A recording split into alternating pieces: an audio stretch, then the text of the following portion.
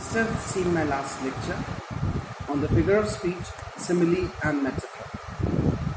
Today I'll be speaking on another figure of speech, that is ode. You must have read some of the other odes, I'm sure. But to get to know basically what an ode is very necessary. An ode is a lyrical poem or a stanza written in praise of a person, event or thing.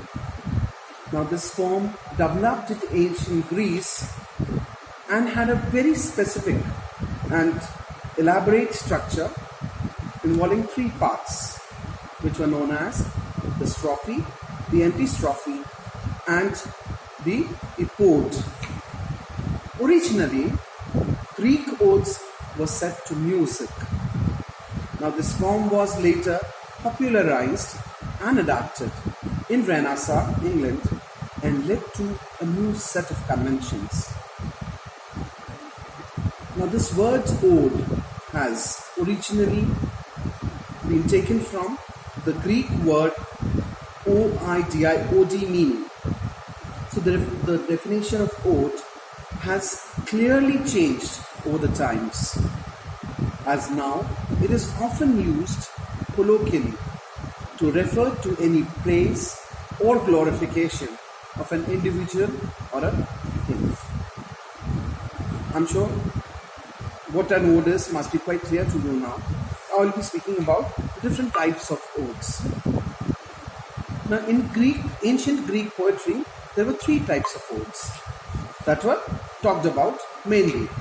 They were the Pindaric odes, the Horatian ode or the irregular odes. Excuse me. And as we all know, the Pindaric ode is named after the Greek poet Pindar. Horatian ode is named after the Roman poet Horace. And now we'll be dealing with all the three odes in brief. As far as Pindaric ode is concerned, the complete credit for creating this form goes to the Greek poet Pindar. The original form of Pindaric ode contained the formal opening of the strophe, the mirroring stanza or called antistrophe, and having the same length and meter as that of the strophe and the antistrophe. The concluding epode had a different length and meter than the strophe and antistrophe. Now these ode examples, they were originally performed by the chorus and accompanied by dancers and instruments like the aulos and the la.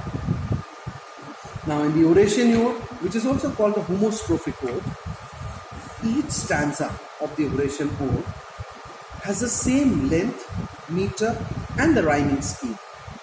It differs from the Pindaric ode not just because it has the same rhyme scheme, length and meter as that of the strophe, but also because the Horatian odes are less formal and more intimate and reflective.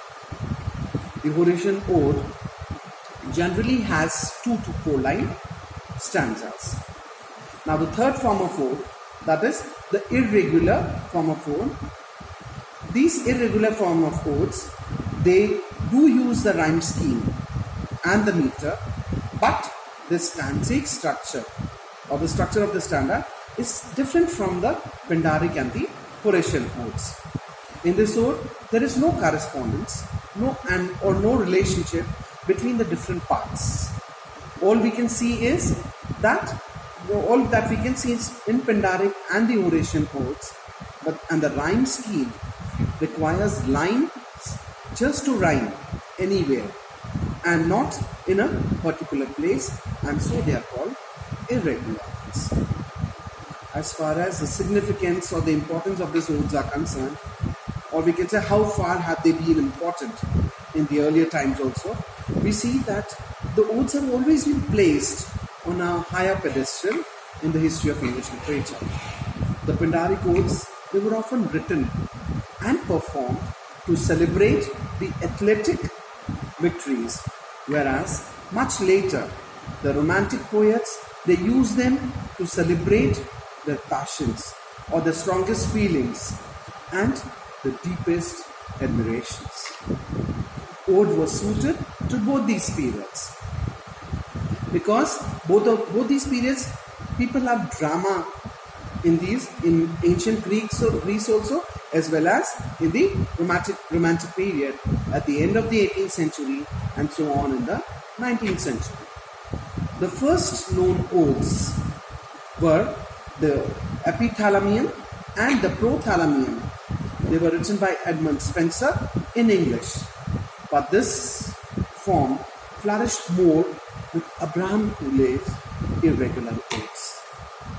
All the major romantic poets like Wordsworth, Coleridge, Keats and Shelley have written the most famous examples of odes in the English language.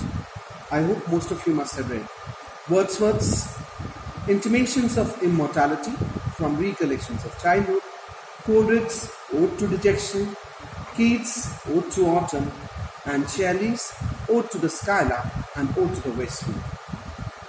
That's all for a note on ode. Thank you. In my next lecture, I'll be coming up with a few more figure of expressions, so keep watching.